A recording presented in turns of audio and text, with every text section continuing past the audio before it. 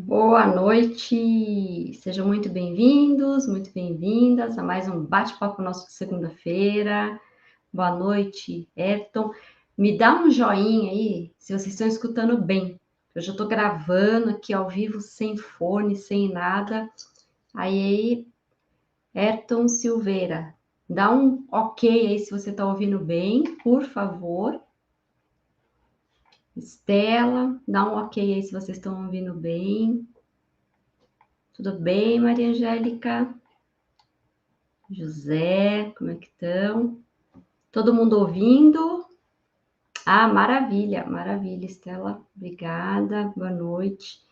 Pessoal, e hoje trouxe essa proposta de falar sobre IR, ganho de capital, que é bem bacana, falar um pouquinho como é que funciona a sistemática da apuração, da declaração, como é que funciona a venda efetiva do imóvel rural, vou trazer algumas comparações dos imóveis não rurais, da especificidade da legislação que cuida desse ponto da venda do imóvel rural e das peculiaridades que tem em comparação às tratativas que são tidas como padrão quando a gente vende qualquer tipo de imóvel que não seja considerado rural. Boa noite, Vanessa, Newton, Marileia. Que maravilha, sala cheia, que beleza. Boa noite a todos. Então, antes até de começar a falar, eu sempre faço comentário com vocês, né? Quem não está inscrito no canal, se inscreve. Tem bastante gente que está assistindo, mas que às vezes não tem a interação, está assistindo de longe, assistindo do celular. Se inscreve no canal, ativa a notificação para não perder nossos vídeos ao vivo de segunda-feira. Eu sempre falo que de segunda é muito mais legal quando é ao vivo, tem interação totalmente diferente, tem surpresa. Eu sempre trago muitas situações que vão além da doutrina, tenho trabalhado muito a interpretação legislativa de uma forma mais leve, mais ampla, sempre trago bastante caso prático para dar exemplo para todo mundo e sempre tema muito atual do agro, ok? E aí, o que eu combinei hoje? Eu fiquei pensando, o que eu vou falar, né? A gente fala de tanta coisa, tem tanta segunda-feira para poder debater. Eu pensei em falar realmente como é que funciona esse R ganho de capital. Mas antes de eu explicar como é que ele funciona efetivamente, eu tenho que falar para vocês o que é o imposto de renda referente ao ganho de capital, que é o que a gente costuma chamar de lucro imobiliário. Então, tem muita gente que fala, é lucro imobiliário, tem noção que é isso, mas não sabe quando eu falo do IR, ganho de capital, ou quando qualquer pessoa começa a comentar sobre isso. Então, é bacana trazer essa possibilidade de entendimento com um conceito um pouco leve, né? Então, o que eu vou falar? Eu vou falar, quando eu falo do ganho de capital, eu estou falando como é que funciona a incidência tributária, quando é que ela ocorre, né? Como é que eu trabalho esse tema? Ocorre efetivamente quando eu tenho um ganho financeiro na alienação, na transferência de algum bem. E eu vou explicar a possibilidade de alienação, de transferência, tem várias possibilidades disso acontecer. Mas é um bem.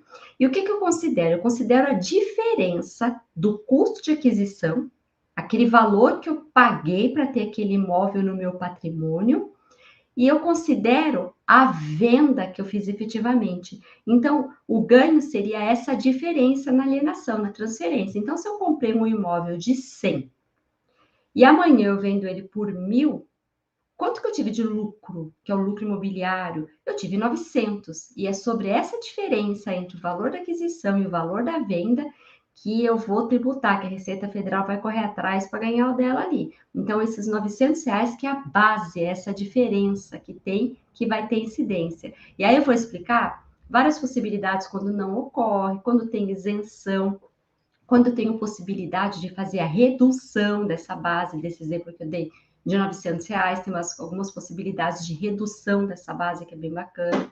Tem situações que eu trabalho com a lei A, situações que eu trabalho com a lei B, então tem bastante coisinha. E aí o meu raciocínio vai ser o seguinte, eu vou falar o quê? Que eu acho bem interessante. Eu vou falar efetivamente como é que funciona a regra padrão primeiro, explicar tudo da regra padrão, porque nessa regra padrão eu também uso, que é a regra geral, eu também uso ela na situação do imóvel rural, só que o imóvel rural eu coloco um ponto a mais de uma legislação se eu tiver trabalhado a venda desse imóvel depois de 1997, e eu vou explicar tudo isso. Boa noite. Gente, adoro vocês. Adoro todos vocês. Valdir, Tayana, vou até abrir aqui uma água, tá vendo? Olha, vocês podem colocar um destaque para minha equipe, que eu já falei. Essa turma me coloca de segunda. Olha lá, o vinho, é isso mesmo, Estela. Essa turma me coloca de segunda-feira, justamente para eu não beber. Me colocasse de sexta para ver como é que essa aula não ia ser uma maravilha. Ó, vou tomar uma água, dar um susto aqui, né? Mas eu vou começar também a puxar algumas aulas mais para o meio da semana, e aí vai ser uma aula bem bacana, vai ser aula com vinho, né? Embora eu não esteja vendo vocês, eu espero que vocês também fiquem com a tacinha de vinho aí. Mas hoje é segunda-feira, Dia Internacional do Trabalhador, né? Estamos aqui, mas então tá bom, né? Fazer o quê? Mas eu fico feliz, assim, que vocês tenham identificado que eu sou uma pessoa que gosta bastante de tomar um vinhozinho, tá? Então tá bom.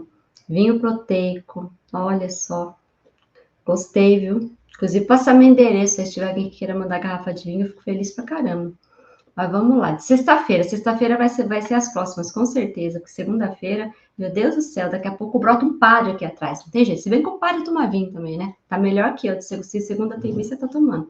Mas vamos lá, vou falar da regra geral aí do IR, que incide sobre o ganho de capital, que é essa situação aí do famoso lucro imobiliário. Eu particularmente não gosto dessa palavra aí, mas acontece, né? Lucro imobiliário. Então, o que acontece? Para que ocorra efetivamente a incidência ali do imposto sobre o ganho de capital, o que o fisco considera?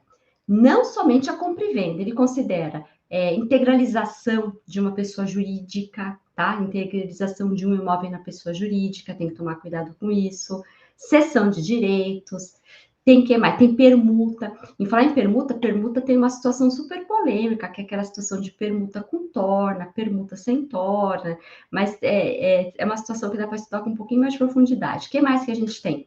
Tem adjudicação, tem desapropriação, tem possibilidade de dação em pagamento para quitar uma dívida, tem divisão de bens em caso de divórcio, tem várias situações que pode ocorrer a efetiva incidência por conta de um ganho de capital, do lucro imobiliário, de um aumento no patrimônio. E essas situações, elas estão bem descritas e contidas na lei, para quem gosta de fazer anotação de lei, aí anota a lei aí, que é 7.713, no parágrafo 3º do artigo 3º, 333, está bem especificado lá. E nessa aula de hoje que eu combinei de falar das especificidades da incidência do IRPF, né, que é o Imposto de Renda de Pessoa Física, sobre o ganho de capital para imóveis rurais, mas assim, para caso de imóvel que não é considerado rural, em relação ao cálculo desse ganho, o cálculo desse conhecido lucro imobiliário que eu falo, se dá assim, quando a gente olha o valor da aquisição, que está descrito lá, aonde que está escrito? Na declaração de imposto de renda da pessoa. Tem que tomar muito cuidado. Na declaração de imposto de renda está o valor ali da aquisição. E aí tem o regulamento do imposto de renda, que é o decreto 9.580 lá de 18, e o valor que está sendo vendido, efetivamente o valor que está sendo vendido. Escutei o barulho aqui, parei até assustei, né? O povo sai de casa, depois volta, é uma loucura. Então, tem que sempre olhar o regulamento do imposto de renda, que é o decreto 9.580 de 18, e lá diz essa situação em relação ao valor que está sendo vendido. Então, numa situação padrão, eu vou fazer um olhar na declaração de imposto de renda ali da pessoa e tranquilamente. Agora, para bens que geram o IR ganho de capital, o contribuinte, como é que ele vai calcular? Ele calcula a diferença do valor de venda e valor de compra. O valor da aquisição pode ser, inclusive, para você reduzir base de cálculo, deduzir o valor da corretagem, por exemplo. Então, o cálculo vai ser feito por um programa que se chama GCAP, que é o Programa de Apuração do Ganho de Capital da Receita Federal, e você vai simplesmente alimentar. Você não precisa ser um expert daquele programa, você pode passar até por um contador, fazer esse cálculo, ou fazer essa inserção se tiver alguma dúvida, mas ele é um programa que eu falo que ele é bastante intuitivo. Então, quem está fazendo efetivamente a compra e venda, ele pode alimentar aquele programa lá de uma forma muito tranquila, não vai ter nenhum tipo de problema muito assim, estou com medo de errar alguma coisa, ele é tranquilo. E só um ponto que eu falei em relação à corretagem, que a gente pode usar como despesa para fazer a redução da base de cálculo no dia a dia, mas isso aí também vai ser para a situação do imóvel rural e do imóvel não rural. Mas se você pagou uma porcentagem para o corretor que fez parte do negócio, tenta sempre documentar, porque a hora que a Receita Federal olhar aquele valor, ela vai ver o custo de aquisição, ela vai ver aquele valor que foi vendido, que efetivamente entrou no seu conta corrente, e ela vai ver que a base está diminuída. Então, a base é 100, mas a base está 98. E aí, ela vai pegar e vai falar, não, pera um pouquinho, deixa eu mandar uma cartinha ali para aquele contribuinte que reduziu a base. E aí, você tem a comprovação que, não, essa diferença foi uma dedução. E você, inclusive, você alimenta o sistema colocando a dedução do valor que foi pago a título de corretagem. É muito importante fazer prova. E qual que é a alíquota que vai incidir no ganho de capital? É uma alíquota progressiva, que ela varia de 15% a 22,5%, e ela tem uma progressividade da seguinte forma: você vendeu um imóvel de 5 milhões de reais. Qual que é a alíquota que incide? A alíquota de 15%. Vender um imóvel que é entre 5 e 10 milhões de reais. Qual que é a alíquota que incide? 17,5%. De 10 a 30 milhões, 20%. E naqueles imóveis que são acima de 30 milhões de reais, aí incide uma alíquota de 22,5%. Essa tabelinha. E aí, Carlinha, tudo bem? Obrigada, Carla. Beijo, maravilhoso. Adorei. Dá um beijinho aqui. Então, essa situação do ganho de capital, a gente tem que tomar muito cuidado. E aí, por que é bacana quando eu falo disso na aula do agro? Porque geralmente quando a gente está trabalhando com área rural, são áreas valores muito altos, valores acima de 30 milhões de reais, muitas vezes, fazendas com valores absurdamente caros. Mas eu também vou explicar como é que funciona o cálculo no imóvel rural. Mas vamos supor que aqui fosse um imóvel não rural, eu ia fazer o cálculo de acordo com aquela situação que eu falei, olhando ali o decreto do imposto, o decreto 9.580, ia tomar muito cuidado, verificar se tinha alguma isenção, possibilidade de fazer redução de base, alimentar certinho ali o sistema, que volta a dizer, não é um sistema complexo. De tudo que tem de complexo dentro da Receita Federal, eu julgo que esse sistema é um sistema até que ele é mais tranquilo. Você alimentando, inclusive tem várias legislações que eu tenho que aplicar quando eu estou fazendo meu ganho de capital. Só que na hora que você coloca, automaticamente, você faz o input, você insere ali o dado, o sistema ele faz o cálculo tranquilamente. Então, não tem tanto problema assim. Só um pontinho de alerta que é legal falar, é que assim, a Receita, ela vive cruzando dado para tudo. Então, tem que tomar cuidado com o dado que informou na Receita, porque ela pega informação, inclusive, de outras fontes, né? Então, dado do corretor, toma cuidado se for fazer a dedução, efetivamente faça a dedução só daquele valor que foi pago, dados bancários, cartório, porque o cartório, inclusive, ele tem algumas obrigações, ele tem obrigação de informar as operações, as transações. Então, tem que estar tudo muito coerente. Por isso que tem que tomar cuidado com todas as informações que são prestadas, porque antigamente já tinha um pouco mais de dificuldade, hoje em dia é tudo digital, né? Então, vou dar um exemplo bem simples. Você fez uma venda de um imóvel, e aí, você foi lá no cartório de notas, você fez a escritura, aí tem toda aquela celeuma da situação de o cartório já pedir que você faça o pagamento de TBI, tendo em vista, inclusive, que o tabelião ele fica como responsável tributário pela ausência do pagamento. Mas, enfim, ele vai pedir para você fazer o pagamento, e você faz. E aí, você termina a situação no seu cartório de notas e depois esse cartório, por uma gentileza que ele faz, ou tem uma pessoa que faz esse traslado até o cartório de registro de imóveis, ele leva para lá, para poder fazer o registro, para poder gerar aquela matrícula. O que acontece? Quando você faz isso, demora em torno de 15, 20 dias, depende de cada cartório. Se você entrar no site da prefeitura principal, da cidade onde o imóvel está localizado, a hora que você abrir ali, vai constar já o nome da pessoa que comprou o imóvel. Por quê? Cruzou dado, instantâneo. Sabe aquela situação? Você morreu, teu CPF baixou, que a funerária piscou e já mandou para tudo quanto é canto? Não dá nem tempo de pegar o dinheiro do velho, correr e sacar? Não dá, não dá. Pisou na funerária, já era, morreu. O cara cancela teu CPF, já cancela, congela tudo. É assim, tá um horror. Deixa eu ver aqui. Tem algum sistema que podemos acessar as vendas dos imóveis? Tem sistema também, dá para você verificar. Eu acho que o que você está querendo dizer aqui para fazer pesquisa, se foi feito em nome de quem que foi, será, Ariadne? Se você quiser até melhorar, eu acho que é isso que você quer fazer, mas tem sistema para você acessar a venda, sim, com certeza. E você consegue também fazer, tem algumas situações que você paga um valor para você ter acesso a algumas certidões para fazer para verificar, na hora que você vai comprar algum imóvel, se aquele imóvel que você está comprando efetivamente está no nome da pessoa que está te vendendo. Porque às vezes ela tem uma matrícula, ela te entrega uma matrícula desatualizada, né? Então, o cabeçalho está descrito de forma correta, mas a parte que a gente julga Tudo bem que pode ser julgado acessório, mas o julgo principal são todas aquelas anotações contidas embaixo ali, que é ali que está dizendo, ó, A vendeu para B, depois B vendeu para C, C vendeu para D, estava em alienação fiduciária, estava dado em garantia para alguma empresa. Então, ali está tudo descrito. E ali, a hora que você faz, que você acessa esse sistema, o próprio sistema. Você quer ver o nome de um sistema que a gente sempre usa, que é a ARISP, que você paga um valor ali por mês para você poder ter acesso, mas aí você tem que ter o número da matrícula. Aí, se você também olhar, fazer uma pesquisa de protesto no Semprot, algum dado você consegue colher para também fazer a pesquisa do imóvel. Mas tem um, que eu vou lembrar o nome, eu vou falar. Eu não estou lembrada agora, mas tem um sistema que eu consigo fazer a pesquisa assim. Óbvio que você não consegue ver em tempo real o que está vendendo, mas você tendo minimamente o número na matrícula, você não consegue, por exemplo, fazer uma busca muito simples se você tiver simplesmente um endereço, um CPF. Nesse caso de imóvel é mais complicado. Uma matrícula, ou se você faz uma pesquisa no próprio sítio eletrônico da Prefeitura Municipal da sua cidade, com o código que você tem do carnê de IPTU. Mesmo a matrícula antiga, você recebeu uma matrícula, ela não está atualizada. Colhe todos os dados que tem lá e vai alimentar a ISP, a própria prefeitura, verifica a certidão negativa do IPTU ali, certidão negativa do imóvel na prefeitura, e ali você vai ver efetivamente se está no nome daquela pessoa ainda, está atrasado imposto alguma coisa, mas permanece o nome da pessoa, só para ter algum tipo de garantia, entendeu, Ariadne? Que mais? Tem situação que eu falei para vocês que, assim, que não existiria o ganho de capital. Por quê? Porque aí eu trago a figura que eu falo para vocês da isenção. Até agora eu falei que incide. Eu dei o exemplo lá no começo da aula. Olha, comprou, adquiriu por 100, vendeu por 1.000.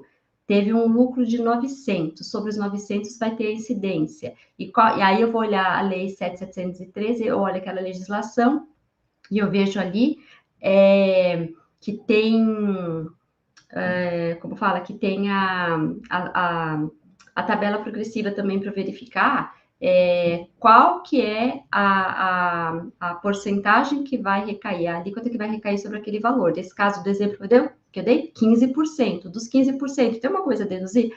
Tem o valor de corretor, maravilha, padrão. E a situação agora da isenção? Como é que funciona a isenção? Lá na venda do imóvel, por exemplo, eu estou falando agora do meu imóvel residencial. Eu comprei para compra de outro imóvel residencial. É algo bem legal. Eu comprei uma casa e com o dinheiro que eu vendi uma casa. E com o dinheiro que eu vendi essa casa, eu fui lá e comprei uma outra casa dentro de um prazo de 180 dias. É uma situação de possibilidade de isenção. Eu usei esse dinheiro, tem permissivo legal, para que eu possa não ser tributada pelo IR de capital. Uma outra situação bem bacana de isenção, que é bem adquirido antes de 1998, e venda de bem de pequeno valor, valor menor, que também está contido na legislação. Em relação a essa venda de bem adquirido antes de 1998, eu vou explicar que vai servir tanto para o imóvel rural, quanto nessa regra geral que eu estou falando de um imóvel não rural.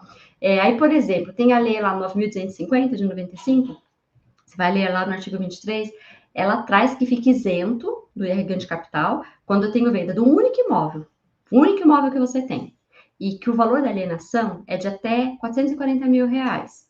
E desde que você, nos últimos 5 anos, não tenha feito nenhum tipo de transação de alienação nesse sentido. Então, assim, porque senão vira um negócio muito interessante. Você imaginou se a lei permitisse que você fizesse isso todo ano? Todo ano ia vender um imóvel aí até 440 mil, maravilha, estou na isenção, não vou pagar meu imposto aqui. Então, maravilha, vira um negócio e você não está recebendo, não está pagando o imposto correto, não está recebendo a incidência do IR ganho de capital. Essa é uma possibilidade, e é lá no 9.250 de 95. Deixa eu explicar esse caso que eu falei dos 180 dias, que é bem interessante. Essa situação de isenção está lá no artigo 39 da 11.196, tem uma legislação, tem 11.196, uma lei de 2005, que ela fala que é isento de ganho de capital, estou falando de pessoa física, quando ela vende uma casa e dentro do prazo de 180 dias, contado da assinatura lá do contrato, ela vai e ela aplica o dinheiro dela,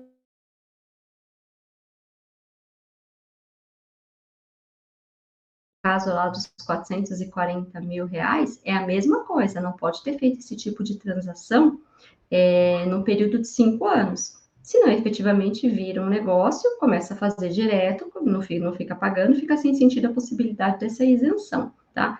Deixa eu ler aqui, esclarecendo a pergunta. Consigo identificar os clientes de comprar imóveis pelo computador? Identificar o número da matrícula, ter acesso aos dados da compra e venda, mas consegue, então, é isso que eu estou falando, Ariadne. Eu vou dar um exemplo para você. Se você tiver o dado ali da matrícula, se você tiver, você pode ter uma matrícula antiga, ele vai ter que te passar um número. Se você for fazer aquela pesquisa que eu falei da Arisp, que você paga, mas ela não ele não é um documento que ele tem um teor que você possa apresentar com maior veracidade. Inclusive, ele vem com uma tarja escrito Arisp. O correto é que você vá até o cartório de registro de imóveis e peça uma certidão atualizada. Não tendo essa possibilidade, muita gente usa dentro dos escritórios, muitos advogados costumam trabalhar, para pelo menos verificar se efetivamente aquele imóvel está no nome da pessoa. Então, você consegue identificar. Agora, sim, eu consigo identificar o número de matrícula. Eu consigo identificar o número de matrícula fazendo uma pesquisa de diversas situações e que se eu der sorte eu vou conseguir alguma coisa. Por exemplo, eu não posso ter acesso à declaração de imposto de renda da pessoa. Eu não posso. A não ser que essa pessoa me dê uma senha, me dê uma procuração, eu entro no ECAC, eu olho toda ali o documento que ela tem ali, a declaração dela, e lá dentro eu acesso. Eu não consigo, de forma muito clara, fazer essa busca com as ferramentas que a gente tem enquanto pessoa física, ou se você for advogada, com um token na mão, fazer uma pesquisa no TJ, no TRF. Se der sorte, você vai conseguir achar uma matrícula dentro de um processo. Na Arisp, você vai ter que efetivamente ver. Agora, quando a gente vai fazer os pedidos de certidão, e você está dentro de um processo, você faz o requerimento para o juiz. E aí ele consegue, né? Se você requer, ele faz, ele traz tudo. Aí você pede requerimento, você pede as declarações de imposto de renda, verificação de carro, verificação de imóveis, mas o documento primordial que vai existir, efetivamente, vai ser a declaração de imposto de renda dele, dessa pessoa, pelo sistema Infojude. E aí você vai ter acesso a isso de uma forma super sigilosa, você vai ter acesso e você vai conseguir identificar. Agora, um sistema de acesso de vendas de imóveis, eu não estou lembrada de nome agora, de verdade, não estou lembrada, mas eu sei que quando eu faço algumas perguntas para alguns corretores, eles conseguem buscar. Eu não sei qual que é o input que ele faz, qual que é o dado efetivo que ele coloca ali, pelo CPF, você entendeu? Se eu jogar meu CPF na internet, você não vai achar minha casa, por exemplo, com facilidade, não vai. E dentro de sistemas pagos, talvez você consiga, com certeza. Até se alguém, ó, todo mundo tá assistindo aí, se alguém lembrar o nome do sistema, me fala, porque eu não tô lembrando agora, mas eu sei que tem. Afora o Arisp que eu falei, tá bom? Então, fiquem à vontade. Lembrou, coloca aí, ó. Vocês estão com internet, celular, ó, faz pesquisa aí, já joga o nome, já responde todo mundo junto. A Ariadne, tá bom, Ariadne? E aí, olha só, não respondi porque eu não sei o nome desse programa que você está falando aí, só tô lembrando de um e das possibilidades que eu sei como é que funciona aí para trabalhar, para procurar imóvel. Aí faz o seguinte, manda ali para mim uma mensagem no direct no meu Instagram, aproveitando que você me segue lá, e aí você manda ali em direct que eu vou te responder, porque aí eu vou fazer questão de procurar para ver se tem alguma coisa diferente, né? Porque não dá para saber tudo. Então, isso aí eu não tô lembrando, tá? Tô lembrando, não. E o que eu vou falar mais? Olha, essa situação que eu falei da isenção. Se não tiver dentro desses casos que eu falei da isenção, aí esquece, vai pagar imposto normalmente. Ai, Liliane, pago na hora? Na hora que eu estou ali fazendo toda a inserção dos dados dentro do sistema do GCAP, já aperto o botão e pula um DARF na minha cara ali? Você aperta o botão e pula, isso é real, pula mesmo. Mas é para o mês seguinte. Você vai pagar o mês seguinte da transação, tá? Vai gerar ali o documento, que é o documento que você não gosta, né, que você vendeu. Você tá super feliz que você teve aquele lucro lá, mas você tá chorando que você tem que pagar imposto, né? Quero, né? E não adianta também, toma cuidado, às vezes quer dar jeitinho na hora de fazer a escritura, passa pelo valor menor. Gente, jeitinho brasileiro é cobertor curto. Pega num ponto que você não espera. Incrível, é lei de Murphy. Pega no ponto que você não espera. Então, você vai vender ali para o valor menor, aí você insere um dado menor ali na sua declaração, é só para você, porque depois você que vai ter problema com o ganho de capital futuramente. Que aí comprou por pouquinho, ó, aí depois, quando for vender, tá o valor maior, encheu de benfeitorias, enfim. Tem que tomar bastante cuidado, tá? Ariadne, obrigada. Mas eu não respondi ainda, hein, cara? Não sei o nome desse programa aí. Desafio alguém a colocar o nome aí para saber qual que é. Então, é isso. Em relação à isenção, esse ponto que eu tenho que colocar. O que mais que a gente tem de isenção? Porque tem mais que eu acho que é legal, que eu falei. Ah, lembrei. Eu falei daquela situação do IR ganho de capital, e agora já pensando também nessa situação do agro, dos imóveis que foram adquiridos até 1969. Comprou um imóvel em 1969. O que acontece? Quem comprou um imóvel até, né, 1969 e for vender, tem uma redução de 100% do percentual. Olha só, 100%, não vai pagar o imposto. Para os anos seguintes, tem um percentual de redução, que é incidente sobre efetivamente esse ganho de capital. Como é que fica? Sobre essa base de cálculo do imposto, tem essa redução de 100%, 95%, 90%, 85%, 80%, até chegar em 5%. Ela vai lá de 1969 até 1988. Então, ela fica com 100% e ela chega ali no 5%. Lê lá 7.703 de 88, tem uma tabelinha com percentual e tá lá. Ano de aquisição, a tabelinha é bem simplesinha. Ano de aquisição, 1969. Qual que é o percentual de redução da base de cálculo? 100%. Não paguei. 1998, adquiriu o imóvel, ano da aquisição, 1998, percentual de redução, meio. Ai, que pouquinho, mas é isso, pelo menos tem alguma coisa, né? Dando um exemplo assim, uma pessoa comprou um imóvel, adquiriu um imóvel no ano de 1969. Tem direito à redução do valor do ganho de capital de 100%. Não vai pagar. Liliane, se a pessoa comprou um imóvel em 1970, um ano depois, tem redução de quanto? Vai olhar lá na tabelinha, redução de 95%. Só vai pagar sobre 5%, tem essa redução toda. Então, olha como reduz o ganho de capital. Eu faço a redução da base para incidência. E aí, desse valor pequenininho, que sobrou, que eu falei para vocês, aí é que eu aplico aquela alíquota de 15% a 22,5%. Então, aquele imóvel lá até 5 milhões de reais, eu faço a aplicação daquela alíquota de 15%. Os imóveis acima de 30 milhões, 22,5%. E aí, e por aí vai. É só efetivamente fazer um olhar bem tranquilo para a tabelinha, que não tem problema. E eu volto a dizer, fica um pouco pesado, né? Ah, eu não vou saber mexer no GCAP. Não tem problema. Você vai inserir o dado, você vai trabalhar. Ah, eu não sei fazer. Vai trabalhar com o computador, vai ver certinho. Não vai ter problema algum. E às vezes o valor que você vê de cara, você está fazendo uma compra e venda, e você já sabe que vai ter aquele lucro imobiliário, aquele ganho de capital, e de cara você já faz um cálculo na sua cabeça e é isso. Não, você tem que colocar no sistema e tem que simular, porque tem as legislações que eu falei, a 7.713, a 11.196, tem possibilidades de isenção, tem a situação de despesas que você pode fazer utilização, e aí a base ela fica menor. E o programa é bem bacana, que ele vai criando em torno de 4 bases, é só na quarta base que você tem incidência. Então, ele tem uma, tem duas, tem três, na quarta base, depois que você passou por toda a legislação, é que ele efetivamente faz a incidência. Na tua cabeça era 100, a hora que você vai ver, tua base é de vamos lá, 60, 50, 40, aí você fica até feliz, sai até para gastar, né? Além desses que eu falei, o que mais que a gente tem aqui? Deixa eu tomar uma água aqui para dar um susto no meu fígado. Além desses que eu falei para vocês aí, dessas situações aí que eu falei da 7.713, dá uma lidinha lá para quem gosta de marcar lei aí, na 11.196 de 2005, que traz os fatores de redução do meio do ganho de capital, mas aí é um pouquinho... E aí, Rita, tudo bem? Olha, iniciando a semana de ótima semana, hidratada. Ai, Rita, hidrata até de sábado e domingo. Hoje era para estar tomando um vinho, amiga, mas não tô, né? Vamos lá, tô certinho aqui com vocês. Além desses que eu falei, então, ler artigo 40 da 11.196, é uma lei de 95, ela traz dois fatores de redução que são um pouquinho mais chatinhos de trabalhar, chama FR1 e FR2. E daqui, o FR1, ele é aplicado para imóveis adquiridos desde janeiro, 1º de janeiro de 1996.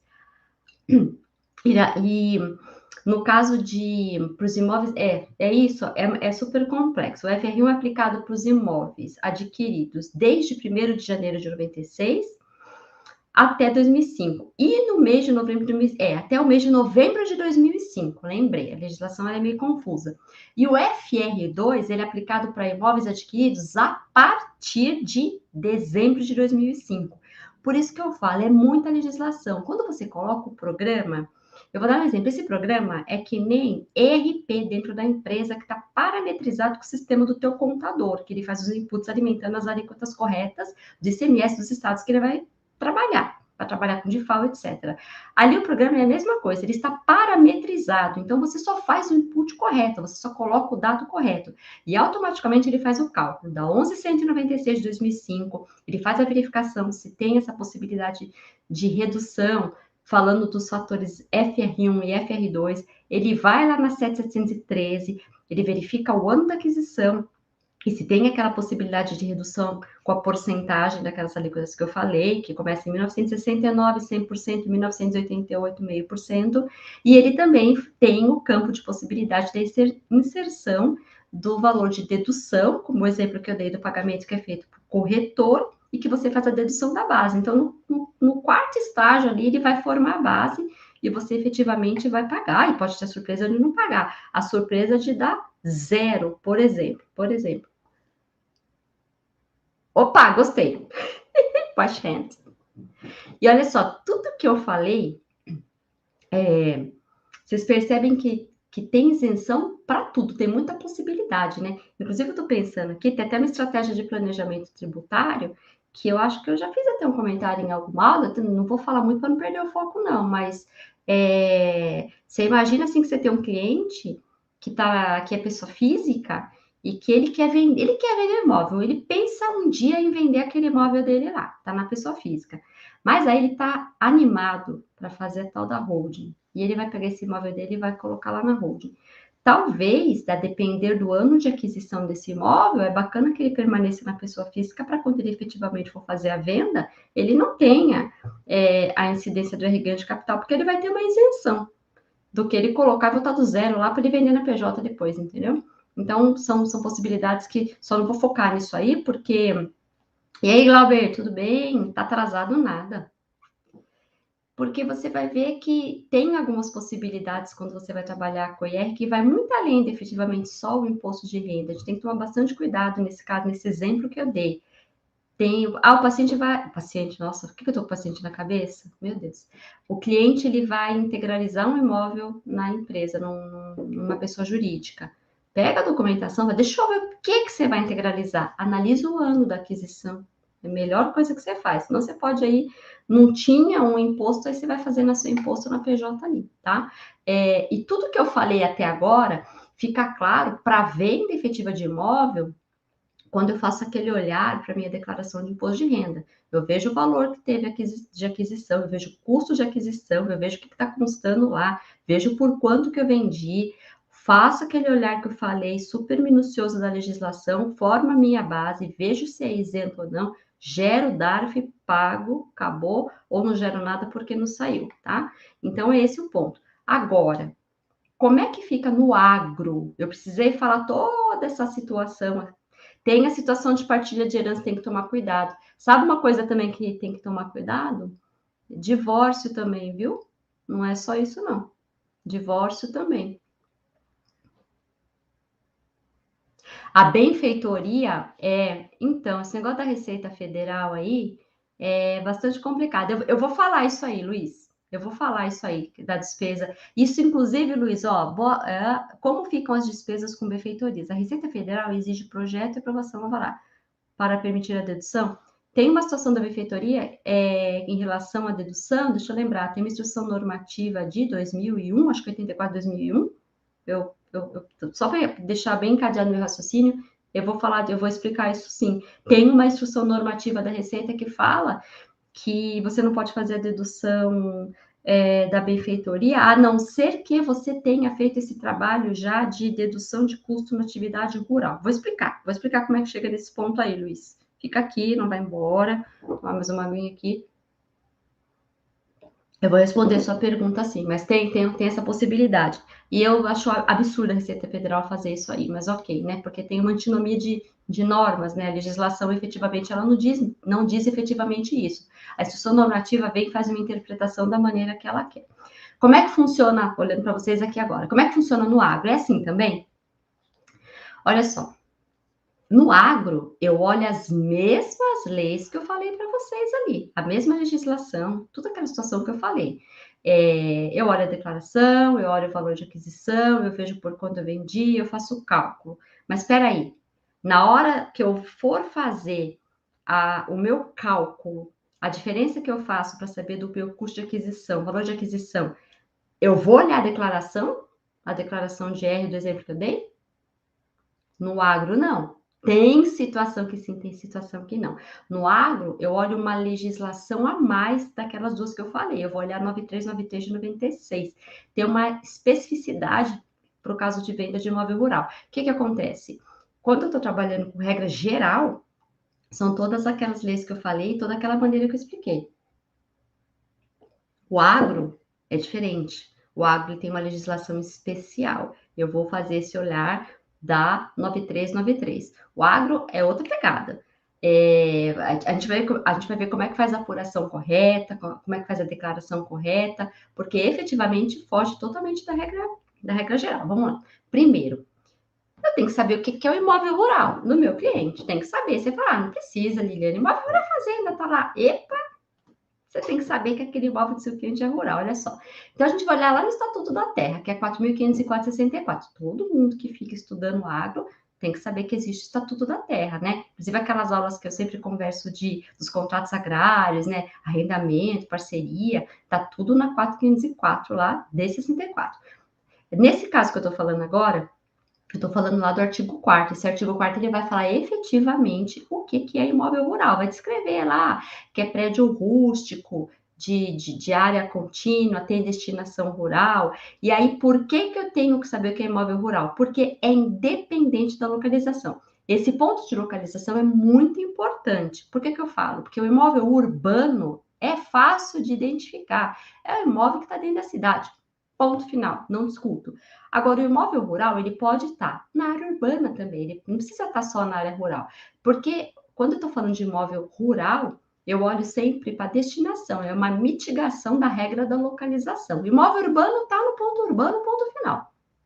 O imóvel rural, vocês já viram fazendas dentro de cidade? Sítio, aquelas fazendas verticais. Se eu tiver um imóvel que tem destinação rural, de agricultura, de pecuária, etc., ele vai ser efetivamente rural.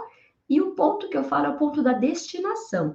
Então, olha só, um olhar diferenciado que você, colega advogado, vai ter mais. Aonde está localizado? Está pagando IPTU? Está pagando ITR? Que é a briga de IPTU que ITR, que não é objeto desse bate-papo aqui, mas que o STJ já trouxe a definição, já colocou uma pá de cal, já chancelou a situação e já definiu essa situação da destinação. Quem gosta de anotar a lei também, dá uma olhada lá no decreto 57 de 66, tá? E deixa eu ver. As despesas. Ah, tá. Luiz vai ver essa pergunta. E como que fica a especificidade para o agro? Olha só, como eu falei, vocês vão olhar todas aquelas legislações que a gente tem anteriormente e vai olhar 9393 de 96, ou seja, por um caso de aquisição de imóvel rural adquirido antes ou até 1966, o custo de aquisição é aquele que está descrito ali na escritura pública de compra e venda. Tem aquele documento ali do cartório, escritura pública de compra e venda. Esse valor, ele pode até ser corrigido, tá? Tem um permissivo lá na 9.249. 9.249 de 95, tem um permissivo de correção ali do valor, de atualização do valor. Mas então, aqueles imóveis que foram adquiridos antes ou antes, não vou misturar a cabeça de vocês, até 1996, eu faço aquele olhar para a escritura. Então, qual foi o valor da aquisição? Que documento que eu vou pegar para olhar? Escritura. O imóvel foi adquirido antes de 1966 e está sendo vendido hoje, 2023. Mas eu vou fazer esse olhar lá. Então, até 1996, a gente vai seguir a escritura. E quando eu estou seguindo a escritura, eu estou dentro da regra geral que eu expliquei, vai. Agora, o que muda? Depois de 1996, a regra já muda. A partir de janeiro de 1997, vocês vão lá na legislação que eu falei, 9393 de 96, vai lá no artigo 19, e lá vai estar descrito que o imóvel que for adquirido depois de janeiro de 97 vai receber um tratamento diferenciado. Agora eu já não olho mais para a escritura que eu falei. Sabe onde que eu vou olhar? Eu vou olhar o VTN, eu vou olhar o valor da terra nua. Eu considero o custo de aquisição aquele VTN que foi declarado no ano da aquisição. Você entendeu? E aí eu vou cotejar com o VTN do ano da alienação. Então, depois de 1997, é que tem essa peculiaridade do imóvel rural. Eu já não estou mais olhando para a minha declaração, eu já não estou mais olhando para a minha escritura. Eu já estou olhando para o VTN e faz muita diferença. Parece que não, mas faz muita diferença. Agora, uma dica que eu falo: vai lá declarar VTN errado, vai ficar fazendo subavaliação.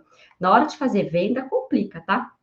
Mas assim, esse VTN que eu tô falando, ele tem que constar em algumas documentações. Tem o DIAT, né? Lá no DIAT, que é o documento de informação e arrecadação, que são os dados que são fornecidos ali pelo proprietário daquela terra. Tem o DIAC, que é o documento de informação e de atualização cadastral. Eu não vou entrar nesse mérito, até no meu curso eu falo das aulas, eu explico sobre documentação, mas são esses dois documentos que eles vão constar ali na declaração de imposto territorial rural. Então tem que tomar cuidado quando vai fazer o VTN e efetivamente tomar cuidado com subavaliação, por quê? Porque por vezes quando a pessoa está só trabalhando ali nas terras e ela acha que ela não vai vender, não vou vender, tá tudo bem, não vou vender nunca essa terra aqui, ela faz o que é o VTN, às vezes ela subavalia, ela não toma cuidado em fazer aquele olhar nas pautas que a Receita Federal tem, que o valor do VTN é aquele, né? Daquela terra específica, daquela terra que é altamente produtiva. Ele não faz aquele olhar ali. Ele simplesmente subavalia. Por vezes, por não ter o conhecimento, acontece bastante. Eu sempre parto do pressuposto da inocência, não sabia. E por vezes, efetivamente, sabendo que está subavaliando aí. E aí é complicado, né? Inclusive, imóveis que produzem plantas, viveiras da área urbana são considerados rurais. Ariadne, tem que ter destinação efetiva rural. Olha só, isso é bem interessante. Glauber, é isso aí, ó. IN 84 de 2011 que regulamentou 9393. Exatamente. Isso aí que eu vou falar para você. Exatamente. E, Ariadne, sabe o que acontece muito?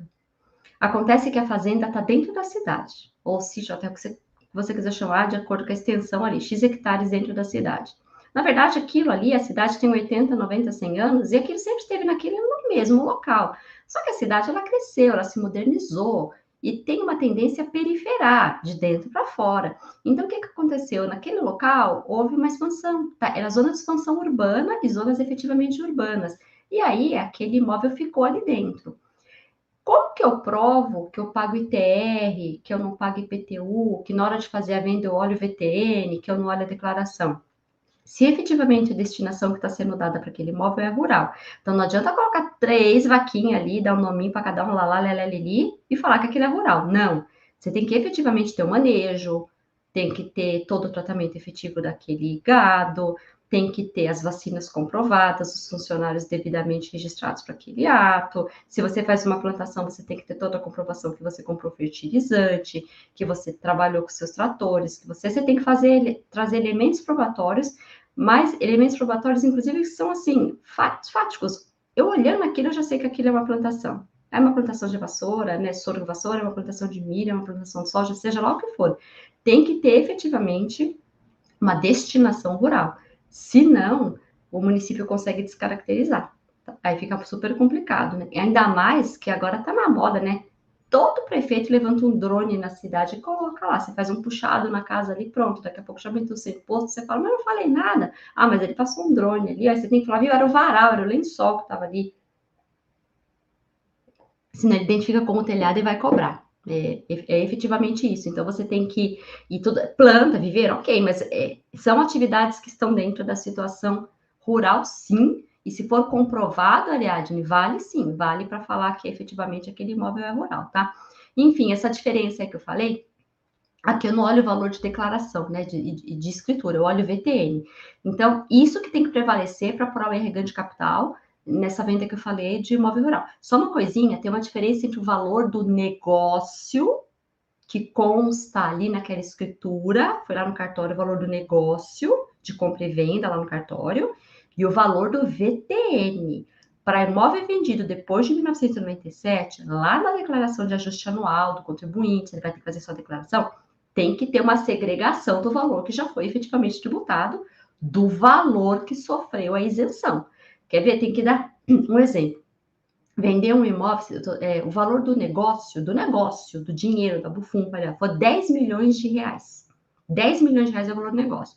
O VTN, eu calculando, dá ali, faz conta 2 milhões. O que vai entrar na conta bancária efetivamente ali daquele contribuinte? 10 milhões de reais. Então, essa diferençona aí de 8, essa diferença que der aí, eu tenho que alocar corretamente na minha declaração, como rendimento isento e não tributável, tá? Tem que fazer isso. Tem que explicar que nem todo mundo, que nem tudo que eu recebi de todo mundo ali que entrou na minha conta, efetivamente precisou ser tributado. Por quê? Porque é aquele casamento de informação. E também não se preocupa também, se fizer um GCAP, fazer a inserção correta de todos os dados, tem a exportação dos dados do GCAP com a declaração de ajuste anual, tá? Eu só quis pontuar isso aqui, eu tenho certeza que na hora que for fazer a verificação para o cliente, é fácil de identificar, né? E tá tudo comprovado, e qualquer coisa você fala, não, efetivamente, o valor do negócio foi esse, mas a base que eu usei para fazer a verificação do custo de aquisição e do valor que eu estou vendendo, efetivamente eu só joguei um olhar ali para o VTN. Porque faz muita diferença. O VTN é o valor da terra nua, é o preço da terra nua, crua, pura, bruta, sem benfeitoria nenhuma, tá? A instrução normativa aqui que o nosso amigo Glauber fala, que é 84 de 2001, mesmo sabendo que a Lei 9393 de 96, ela fala que incide com um olhar efetivo no VTN, no valor da terra nua declarado, essa iene, filha da mãe, lá no artigo 19, lá no inciso 6º, ela fala que no caso assim, que o imóvel rural contempla uma benfeitoria, ela vai considerar o valor correspondente somente à terra nua, desde que o valor da benfeitoria, o valor da benfeitoria que ele tem, tivesse sido efetivamente deduzido como custo, como despesa na atividade rural. Mas é interessante que eu discordo de certo disso aí, porque a IN, ela tem, como eu falei, é uma antinomia de norma. Essa benfeitoria não bate com o que está efetivamente falando a lei. Porque se essa benfeitoria não tivesse sido deduzida como custo da atividade, a Receita Federal vai pedir que seja incluída no valor da alienação, tá? O que eu recomendo, então? Que você faça a dedução para excluir dessa benfeitoria, mas que você faça a comprovação efetivamente que você fez essa dedução, né? Olha, é correto? Não é? Você vai brigar judicialmente? Tem esse ponto, né? Então você acaba fazendo, ou usa como dedução para poder fazer a exclusão dessa benfeitoria. O que é? No caso de alienação de imóvel, a apuração do ganho é feita logo ou após, ou apenas na declaração do ajuste anual? Luiz, é feito assim, ó. Tem a declaração de ajuste anual, que a gente chama lá de DAA, declaração de ajuste anual, que é aquela que você vai fazer até o finalzinho de abril, e por conta dessas situações de pandemia que a gente teve aí, sempre o governo, nesses últimos anos, a Receita acabou deixando a gente fazer um pouquinho mais tarde. Mas quando você faz efetivamente a venda do seu imóvel, você vai usar esse programa da Receita, que é o GCAP, ou você vai usar, o seu computador vai usar, alguém para te ajudar, e você vai inserir todos os dados ali, e vai ser um pagamento anterior. Então, vamos supor que você comprou, nós estamos em agosto, 28 de agosto, vamos supor que você fez toda essa transação hoje cedo. E aí você só vai fazer a entrega da sua declaração até lá o final de abril de 24, tá? Vou dar um exemplo. Você não vai só pagar lá em 24, você não vai só fazer toda a sua seu ajuste lá em 2024 e não sei se imóvel. Não, você vai fazer agora. Então, se você hoje, se você fez toda a negociação, apertou o botãozinho, gerou um DARF ali hoje, 28/8, vai gerar para você pagar até o final do mês de setembro, até o final do outro mês. Então, você acaba tendo que adiantar. Então, é como, não é isso, é como se você fizesse duas declarações ali. São dois sistemas distintos, mas que depois um vai integrar no outro, né? Vai ter essa informação, vai ser exportada posteriormente para sua declaração. Até porque, o que aconteceu na sua declaração? Lá na sua declaração de imposto de renda, tinha um imóvel. E aí, esse imóvel, ele não tem mais. Ele sai esse imóvel e ele entrou um valor. E esse valor, ele vai cotejar com esse imóvel que estava lá. E aí, separado, você já... Ou você fez o pagamento com a base cheia, ou você fez com a base reduzida por conta das legislações, ou você teve uma isenção, né? Porque você pegou esse dinheiro, comprou um outro imóvel, porque faz mais de 5 anos que você não faz nenhuma transação, e esse imóvel está com esse valor de 440 mil, você tem a possibilidade de não fazer o pagamento, mas o pessoal, independente da situação, sabendo que não, eles fazem toda a alimentação do programa, para chegar lá e dar zero e imprimir a declaração zerada ali. Sai ali uma declaração e junta aquele documento que ninguém gosta ali, né? Que é o DARF.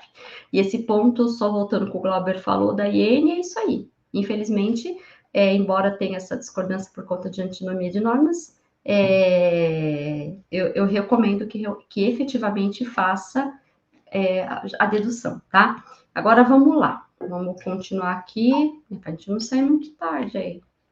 Segunda-feira, o que vocês vão fazer depois dessa aula, né? Conta para mim, vai para balada? Todo mundo deve estar embaixo do cobertor com o celular. Queria estar aqui vendo vocês assim.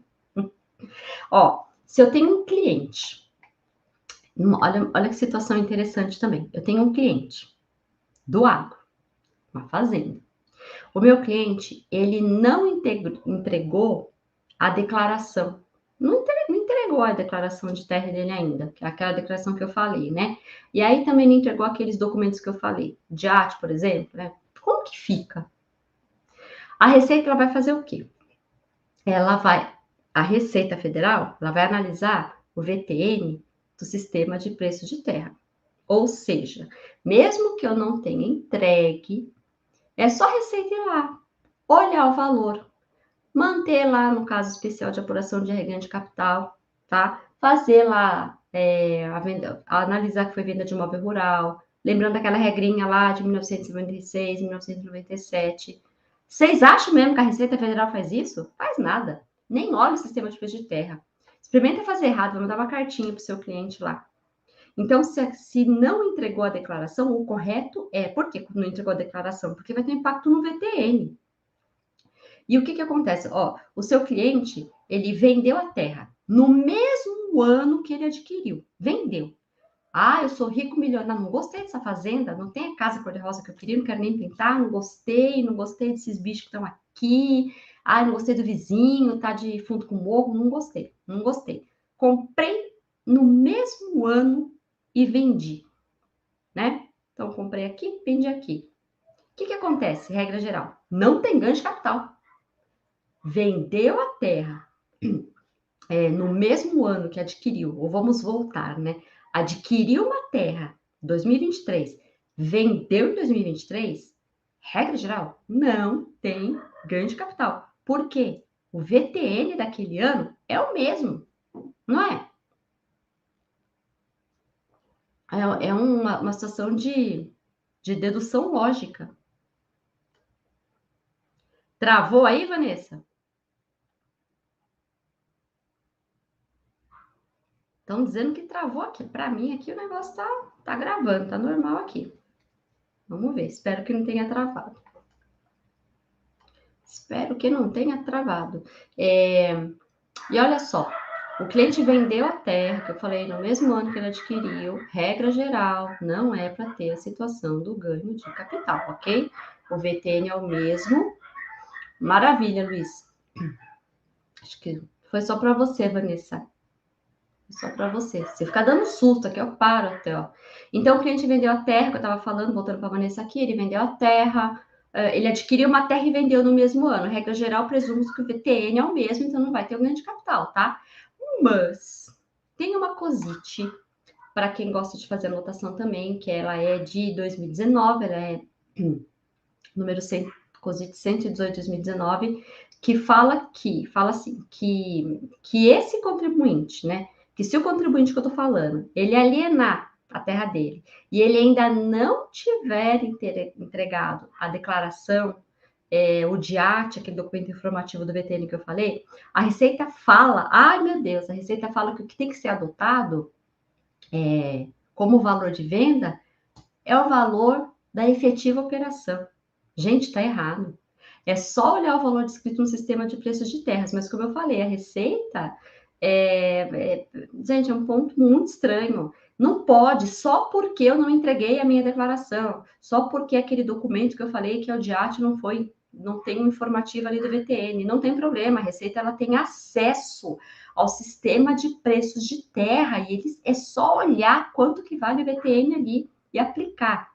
Mas ela não faz isso, ela faz essa desconsideração absurda. E olha só, mesmo que eu conste que a terra foi vendida por 30 milhões de reais, e esse valor conste como valor de negócio, lá na escritura, o que eu irei olhar? O que eu vou fazer? Eu vou olhar o valor do VTN. E o VTN declarado ali no DIAT, naquele documento, pode ter sido de, sei lá, esse exemplo de 30 milhões, pode ser de 5 milhões. E esse VTN que eu vou olhar, independente da entrega ou não do DIAT, tá? Porque a lei em si, ela não traz esse condicionante.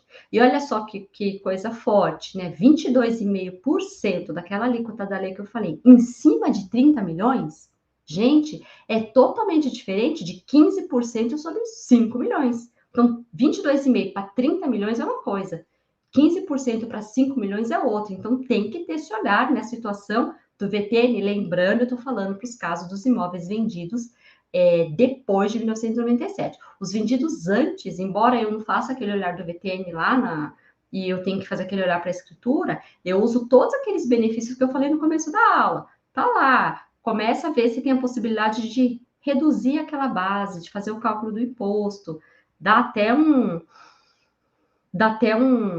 alívio, né? É bem, bem interessante. E que mais? Olha só, o IR ganho de capital, ele quando eu converso, a fala é maior quando tem que explicar efetivamente o que é no sistema de regra geral, né? Depois, quando eu falo da parte do agro, não é tão complicado. Mas, assim, para terminar, só uma coisa que eu lembrei agora. Quando eu dei o exemplo de alienação, de transferência, eu falei de situação de desapropriação.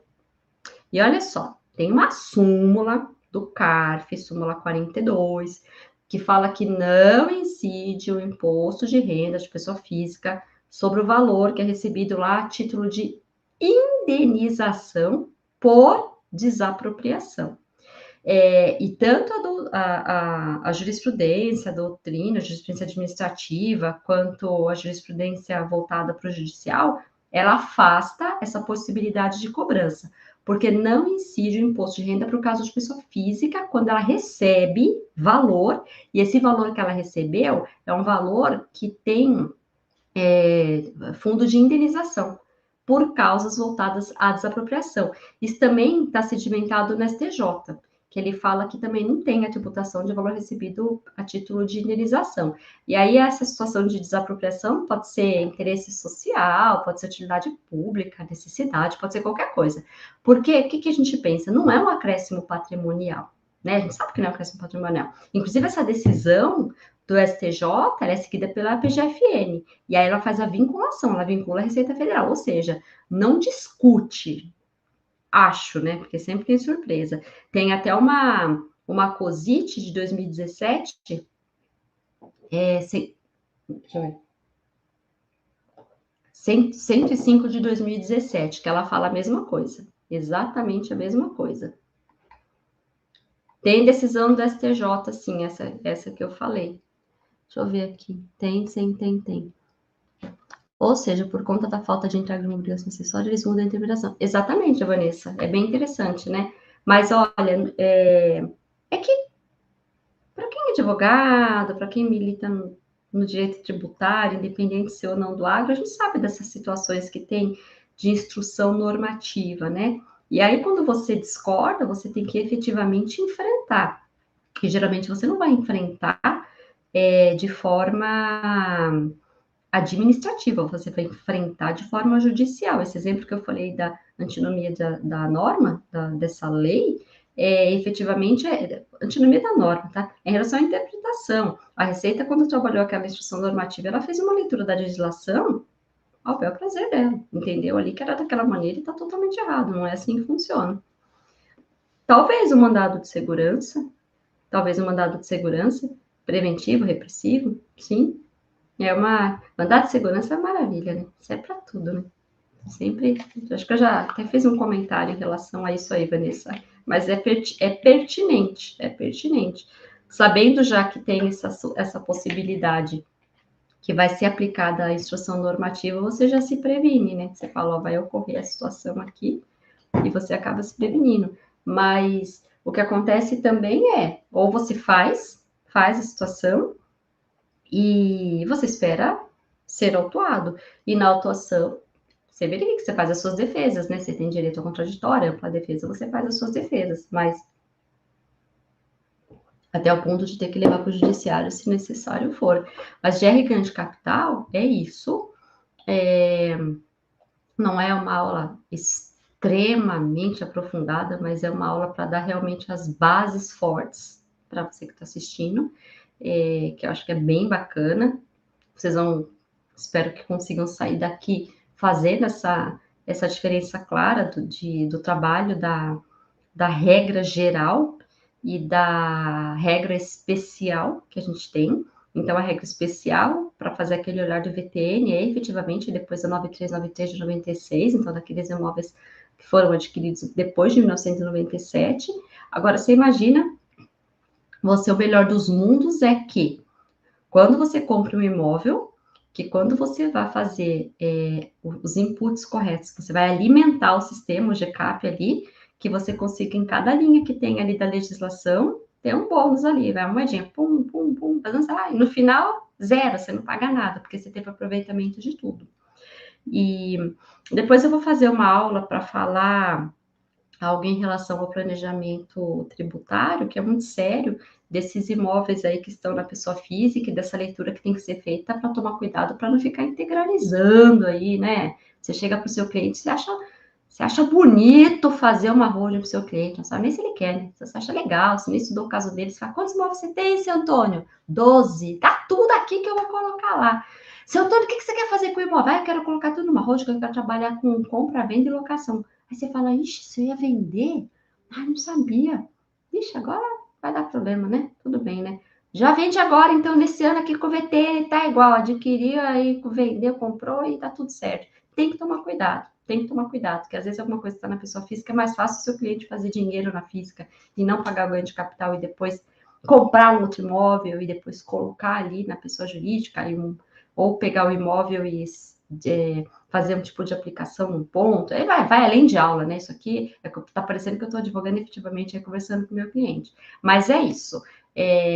Acho que ficou bem entendido, de forma clara, né? Aquele meu jeito aí, não querendo ser tão formal para ficar mais leve, porque segunda-feira é pesado. Eu agradeço de coração, mais uma vez.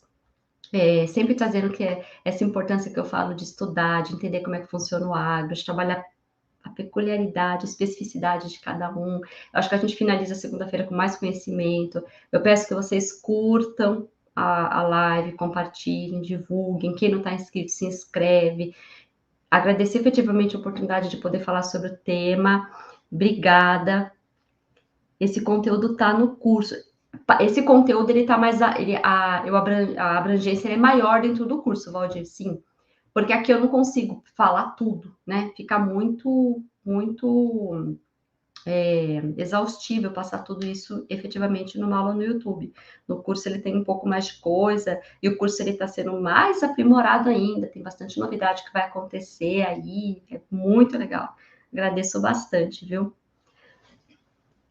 Obrigada, Glauber, obrigada. Fico bem feliz. Agradeço bastante aí a presença de todo mundo. Quem tá comentando, quem não tá, agradeço bastante.